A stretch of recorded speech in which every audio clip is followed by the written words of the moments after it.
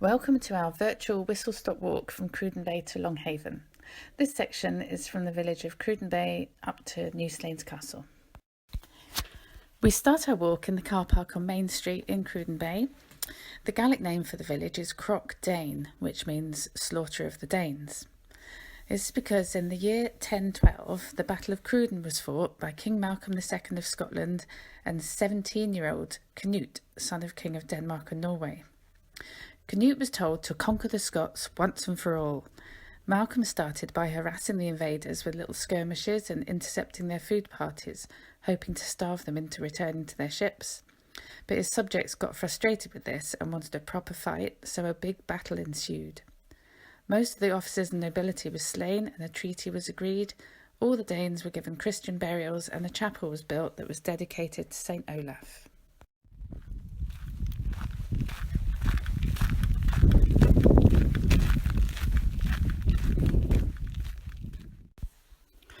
As we walk up to the castle, there are some interesting flowers to see. On the trampled grass in front of the castle, we'll find pineapple weed. They look like daisies that have lost their petals.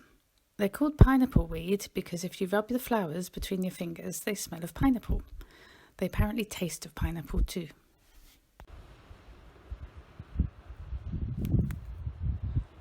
So we'll reach New Slains Castle after walking along the cliffs, and we'll head down to the right in front of the castle and onto what was once one of the gardens, and we'll see lots of this stuff.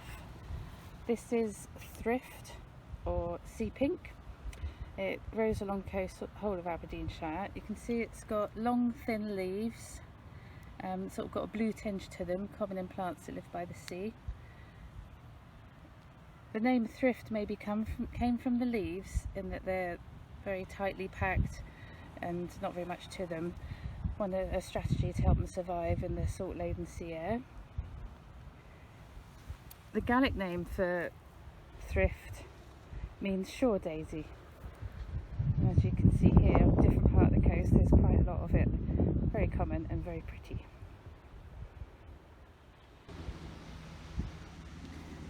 We can also find silverweed here. It has pretty little yellow flowers with 5 petals and red runners, but it's called silverweed because the underside of the leaves are very silver. It's said that if the silver sides of the leaves are showing, then it's going to rain. The root was once eaten in times of famine, before the potato came to this country. It's called a starchy, tuberous sort of root. It could be made into porridge or flour, but you needed a lot of it. The leaves, as well as supposedly predicting the weather, were thought to help all sorts of ailments to do with your digestive system. So it could solve gum infections, sore throats, heartburn, stomachache, and even hemorrhoids. We can now stand back and look at the castle. This is actually the second Slains Castle. The first was at Old Castle just north of Colliston, a few miles south from here. Old Castle was built in the 1200s but was blown up by James VI in 1594 in response to the then Earl of Errol backing a plot against him by the Earl of Huntly. The Earl of Errol returned from exile in 1597, made peace with James and built on the existing Tower of Burness to build New Slains Castle. The original tower is the tallest tower, built right on the edge of the cliff. Over the years, the castle was expanded and altered and granite facing applied. In 1916, though, the Earl of Errol was forced to sell New Slains Castle due to poor family finances and death duties. He sold it to a man called Ellerman, a shipping magnate from Dundee, but he let it get into disrepair and removed the roof in the 1920s to avoid taxes. Before New Slains Castle became a ruin, it was actually a very impressive building. Some years ago, I was lucky to have a descendant of the Errols on the walk with us, and he kindly sent me a photo of how the castle used to look and a floor plan. Unfortunately, I've lost his name in the midst of time and office moves, so I can't credit him. But the castle is full of narrow corridors and rooms inside, and it's interesting to see what rooms were where. Like Lady Errol's room near the front of the building was quite far from the nurseries. And out the back there was the kitchen and the brew house. I'm not sure what to think about the slaughterhouse right by the stables though. The castle in its heyday had some famous visitors. Maybe the most well known was Bram Stoker, author of Dracula. He visited before the castle was a ruin, but it's thought that it provided some of the inspiration for his novel. There's a lot of information out there on the web if you want to find out more about Bram Stoker and his stay in the area and some of the novels that he wrote while he was here. Leaving the castle to continue our walk along the cliffs, we pass a huge chasm on our right, which is sometimes full of the noises of kittiwakes. These birds can be recognised by their very distinctive call. They constantly shout out their own name. Kittiwake, kittiwake, kittiwake. There are other birds here too, but I'll talk about them further up the coast.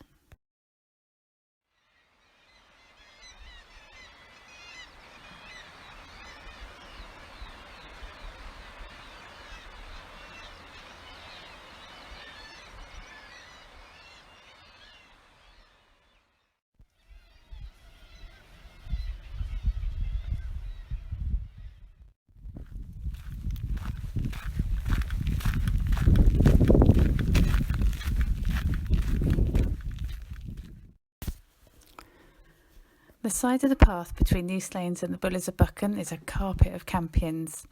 Campions provide a great boost of colour in the spring because they're actually woodland plants, so they flower before the leaves on the trees emerge and block out all the light. There are not many trees on the coast of Aberdeenshire, so these plants are indicators that there were once woodlands on the coast. We mostly have red campions here on top of the cliffs. Well, they're called red campions, but they're actually more a dark pink. But there are also white campions, and the two will sometimes pollinate each other to form pink hybrids. But they are hybrids, so they don't produce viable seeds, they're infertile, but do result in a variety of shades of in-between pinks, as you can see on these photos. Here we have a big patch of scurvy grass. It has lots of white flowers and succulent heart-shaped leaves. It has succulent leaves to retain moisture in the salt-laden sea air. It gets the name scurvy grass because it is full of vitamin C. Sailors used to take the dried leaves away with them for long trips at sea and chew them to get the vitamin C and ward off scurvy. I wouldn't recommend it though because it tastes foul.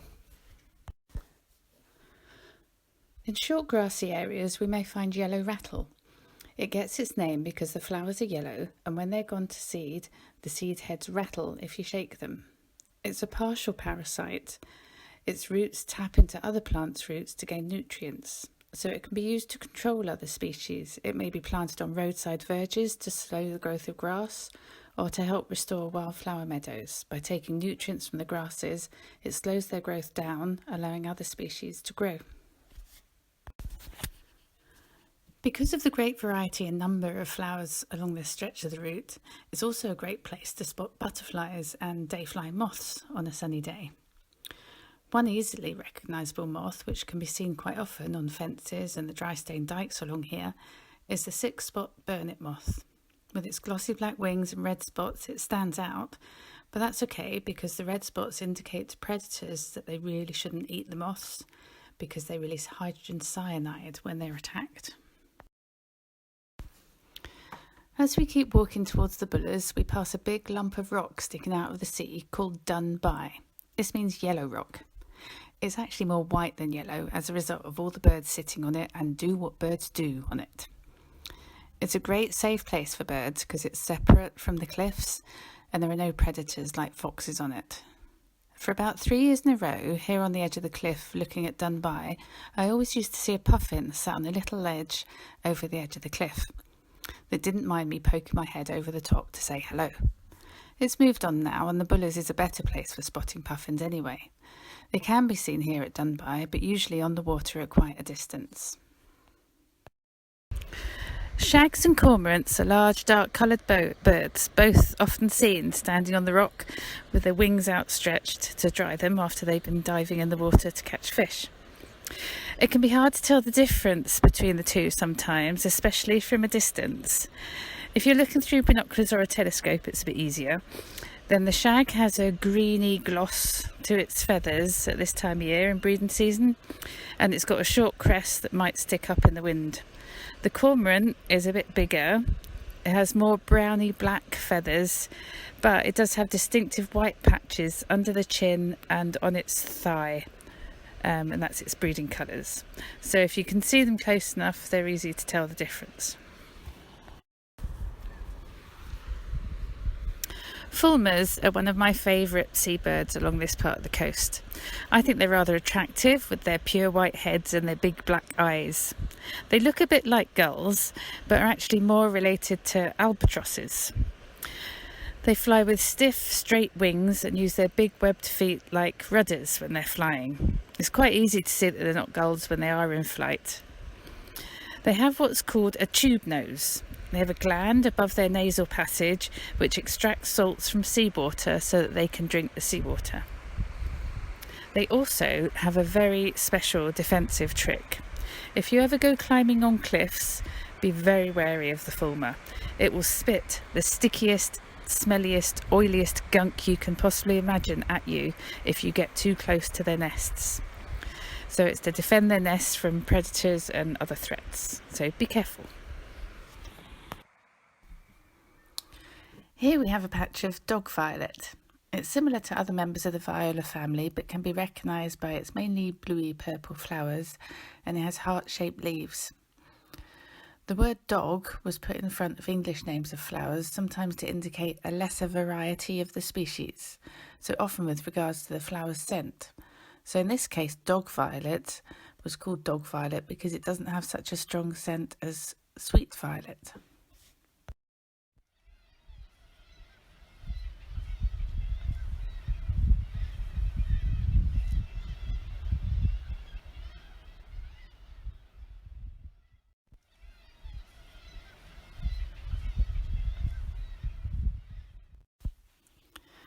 The Bullers of Buchan is a collapsed sea cave and is known as the Pot because of its circular formation. It's about 30 metres deep and the sea rushes in through a natural archway. So it's reckoned to be quite a feat to walk around the path around the top of the Bullers of Buchan, but I wouldn't recommend it. It's very narrow and there's a very big drop. But there is a story told of a man who liked to drink and he liked to take a bet. And one night he was very drunk and he took a wager that he could gallop around the top of the pot on the back of his horse. So he did it, he survived, but in the morning when he woke up and he was sober, he was so startled by the risk that he had taken that he died of fright.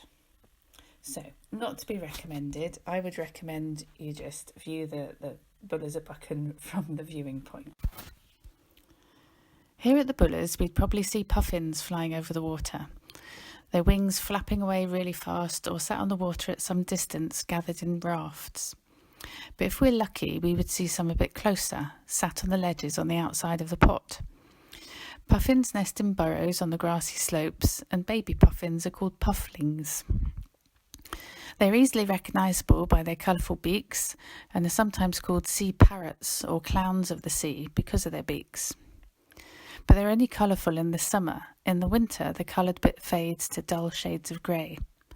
In the winter, they spend most of their time at sea feeding. Their favourite food is sand eels, and they can hold an average of 10 fish in their bill at once, but the record is apparently an astonishing 62 fish carried all at once. As well as puffins, there are plenty of other birds to see here at Bullers of Buchan. Razorbills and guillemots can sometimes be mistaken for puffins, but they don't have the big colourful beak. Both razorbills and guillemots are mainly black birds with some white, so it can be hard to tell them apart, so the easiest way is to look at the beak.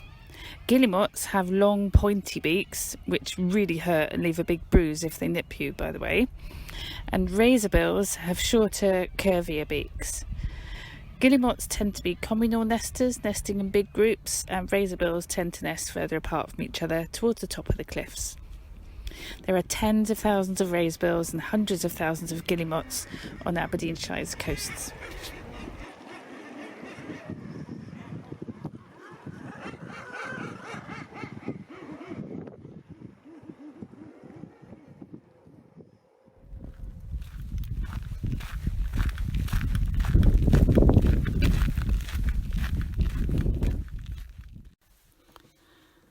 The last part of our walk is through the Scottish Wildlife Trust Nature Reserve at Longhaven Cliffs. Aberdeenshire's coast is of international importance for breeding seabirds, with areas having multiple designations at local, national and international level. Aberdeenshire's coasts are particularly important where the rock type in the cliffs allow for good nesting sites, like the granite layers and crevices here at Longhaven. The presence of granite also meant the area was quarried, some of the red Peterhead granite from here even being sent to London for ornamental construction. There are some disused pits now, but the quarry is still worked in places. If we look down carefully over the edge of one of the cliffs, we can see what looks like a stone shed nestled precariously on a ledge in the corner of the cliff opposite. I believe there used to be a track over the gap to reach it, and this was where explosives for blasting the granite were kept. We reached the Scottish Wildlife Trust car park by the main road just north of Longhaven at the end of the quarry road. This is the end of our virtual walk, and we would get a bus back to Cruden Bay.